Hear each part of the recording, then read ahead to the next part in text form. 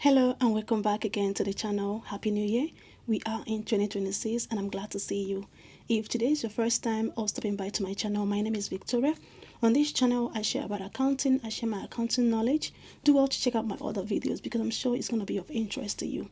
However, in today's video, we're going to be discussing an interesting topic as such. Today, we're going to be discussing about depreciation. We're going to understand what depreciation is and why we have depreciation in the first place. We know that depreciation are usually expensed within profit and loss statement, but why do we even have that depreciation in there? Because it is not a monetary expense. In today's video, you will understand the reason why we depreciate, what depreciation is, and how it is all done. I will give you guys practical example of how we calculate depreciation to be expensed in the profit and loss statement. Okay, if this video interests you, keep watching and don't forget to like, subscribe and share. Let us get right into today's video.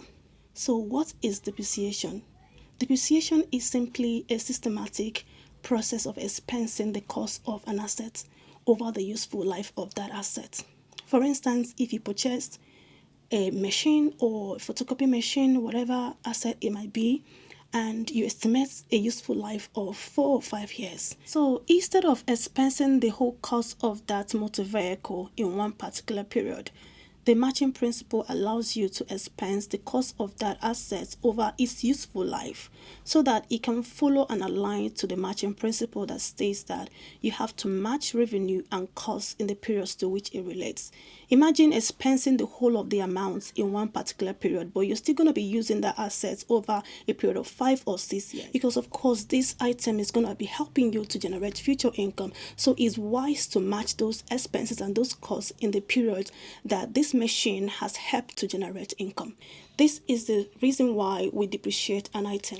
You see, adding the whole cost of this item within a particular period will be misleading to the profit and loss statement, because the more expenses added to the profit and loss statement, the lower the profit you have, and the lower the profit you have, the less tax you pay. So depreciation are often used to distort financial statement. For instance, firms that want to have higher profit, they will choose not to depreciate or not to allocate the depreciation within the profit and loss statement in order to have higher net profit.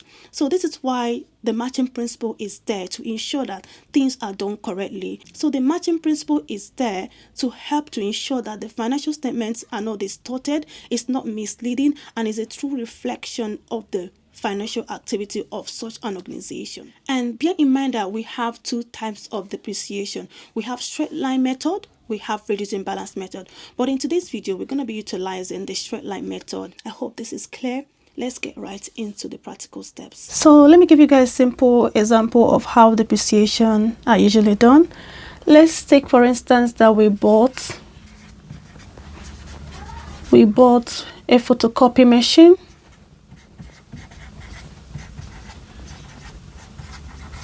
We bought a photocopy machine, okay, and we bought it for $10,000, okay, and it has expected useful life of 5 years, okay, and after the useful life, okay, no scrap value, okay. That means we're not going to be selling this, right? We're just going to use it and throw it away. So how do you account for this item within your book? For instance, we have 10,000 spent and 5 years useful life. So what to do in order to arrive at the yearly depreciation charge will be to divide the cost over the useful life. Okay, and the useful life is 5 years, and that will give you $2,000 annual depreciation. This is if you're using straight line method, okay? This is straight line method of depreciation. We have the reducing balance method, but this is the typical depreciation method in practice. So we have $2,000 annual depreciation. So in the first year, in year 1, okay, how do you go about depreciating this item? We've already arrived at $2,000 yearly depreciation. So in the first year, within your book, we know that the cost of this item is £10,000, okay? We have to deduct the $2,000, okay?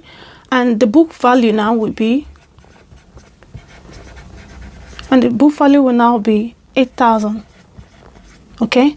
This is the carrying amount of the photocopy machine at the end of the first year. So in year 2, we have an opening balance of $8,000. We have to deduct $2,000 depreciation, and we're going to have $6,000 as our book value at the end of year 2, okay? In year 3, we have $6,000 as our opening balance. We deduct the yearly depreciation, and we'll have $4,000 left. Year 5, year 4, we have $4,000 as our opening balance, and you deduct the annual depreciation, you have $2,000 left. Year 5, which is the final year, we have $2,000 as our opening balance. We depreciate and expense this amount within profit and loss, and we have 0 amount. You see, this $10,000, we have systematically expensed these amounts every year in the profit and loss statement in the period that this photocopy machine helped to generate income. So this $2,000 will be added to our expenses. So within the expenses, you'll see depreciation charge. This depreciation charge helps to reduce the net profit, and the lower the net profit, the lower tax you pay, because tax are always charged on your net profit. So this is how to account for your depreciation over the useful life of an asset. And this depreciation, as we've explained, follows the matching principle. Okay, it follows the matching principle. All right, and we already know what this matching principle states. It states that you have to match revenue and cost in the period which it relates.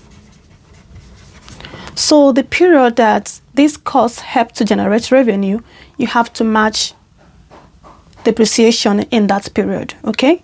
You have to match the cost of these assets over the useful life of that asset, over the period that it helped to generate revenue.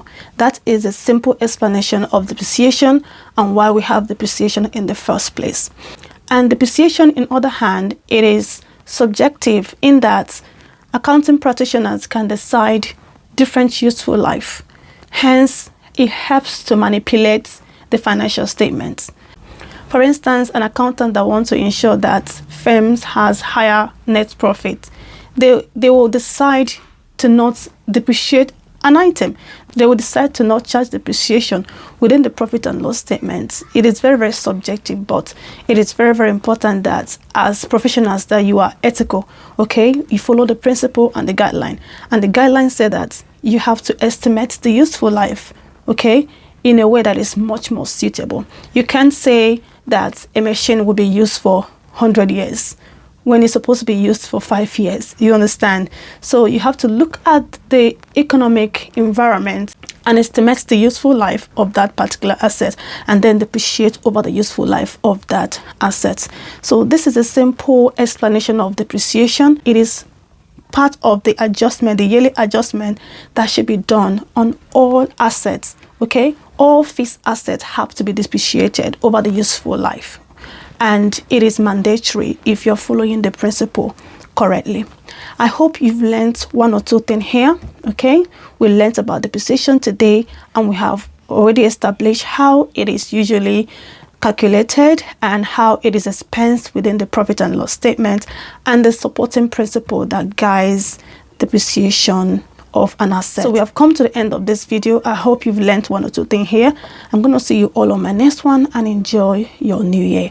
Bye for now.